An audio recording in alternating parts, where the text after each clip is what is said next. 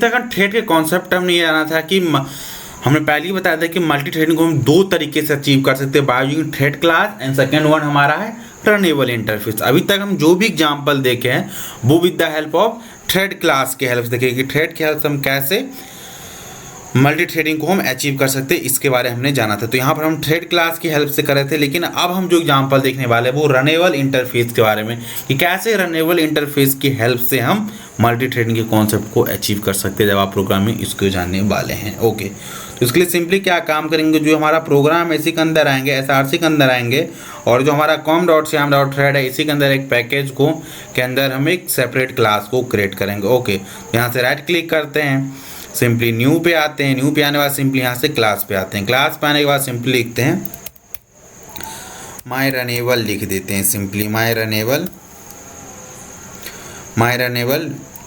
Test. ये हमारा main class है जो कि टेस्ट करेगा। ओके, इसके अंदर सबसे पहले हम मेन मेथड को डिक्लेयर कर देते हैं, तो ये सिंपली हमने मेन मेथड डिक्लेयर कर दिया। देन इसी क्लास के टॉप पर हम एक क्लास को डिफाइन कर देते हैं, और आप चाहे तो एक सेपरेट क्लास क्रिएट कर लिए, वहाँ पर उसकी जो हम लॉजिक लिखने जा रहे हैं वो आप वहाँ पे लिख सकते हैं। तो दो तरीके से मल्टी थ्रेडिंग को सीखो, by using thread and runnable interface. अब रनेबल इंटरफेस से कैसे करेंगे इसके बारे में हम बात करते हैं।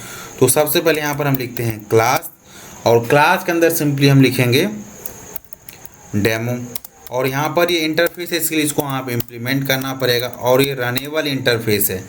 अब ये रनेबल इंटरफेस जो है ये किस पैकेज से आता है ये देखते हैं, java.lang पैकेज में हमारा रनेबल इंटरफेस डिफाइन है। ओके, अब ये इंटरफेस है, इसके पास मेथड है तो उसको अपने को ओवरराइड करना पड़ेगा, इसको इम्प्लीमेंटेशन देना हमारी ड्यूटी है। तो चलिए भाई देते हैं सिंपली, ये इंटरफेस की कॉन्सेप्ट आई होप एवरीवन सब लोग जानते हैं इस बारे में। तो ये रन मेथड इसके पास है जिसको अपने को ओवरराइड करना पड़ेगा, तो हमने ओवरराइड कर लिया। अब इसके अंदर अपने जो भी थ्रेड रिलेटेड लॉजिक है, जो भी अपने को जॉब डिफाइन करना है थ्रेड रिलेटेड, वो यहाँ पर डिफाइन कर देते हैं। तो सिंपली यहाँ पर अभी के लिए मैं एक लूप चला देता हूँ जो कि इंट i इक्वल टू हम सिंपली 1 से स्टार्ट करेंगे and i less than equal 5 तक हम सिंपली चलाएंगे, और i की वैल्यू 1 ऑन करके इम्प्लीमेंट करेंगे, और यहाँ पर इसका सिंपली नाम दे देंगे डेमो थ्रेड। इस पर्टिकुलर का हमारा नेम रहेगा, system.println रहेगा, और उसको हम दे देंगे डेमो थ्रेड बाय रनेबल। ये हमारा पहला काम कर देगा। ये हमने इस पर्टिकुलर थ्रेड के लिए ड्यूटी दिया कि भाई ये तुम्हारा टास्क है, इसको परफॉर्म करो। इसको 5 बार प्रिंट कराकर सिंपली अपने को दे देगा 5 टाइम्स। ओके, अब यहाँ पर हम आते हैं, और जो हमारा ये पर्टिकुलर क्लास है इसकी हम ऑब्जेक्ट करेंगे, डेमो का क्रिएट करेंगे।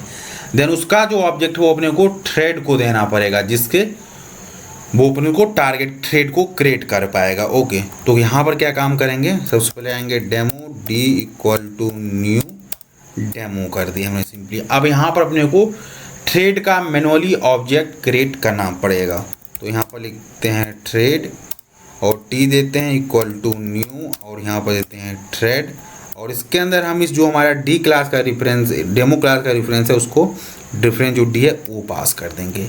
ओके, अब ये हमारा थ्रेड हो गया। अब इस थ्रेड की हेल्प से हम उस पर्टिकुलर जो हमारा ये चाइल्ड थ्रेड है डेमो के अंदर के, उसको हम क्रिएट करेंगे। तो वो कैसे करेंगे, तो यहाँ लिखेंगे टी डॉट मस्ट कंपेरिजन। बोला कि मल्टी थ्रेडिंग जो स्टार्ट में मेथड है ना वो मल्टी थ्रेडिंग का हार्ट है, तो यहाँ पर भी अपने को यूज़ करना पड़ेगा स्टार्ट को ही।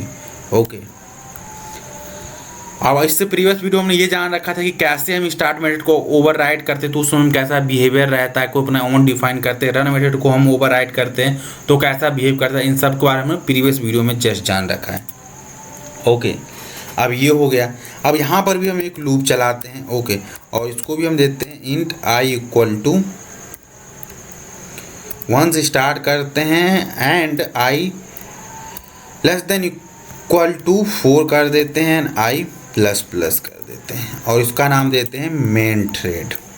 system.out.println, और इसके अंदर पास कर देते हैं मेन थ्रेड। ये हमारा मेन थ्रेड है। तब देखिए यहाँ पर जो है ना, आप एग्जैक्ट आउटपुट क्या आएगा ये आप कमिट नहीं कर सकते।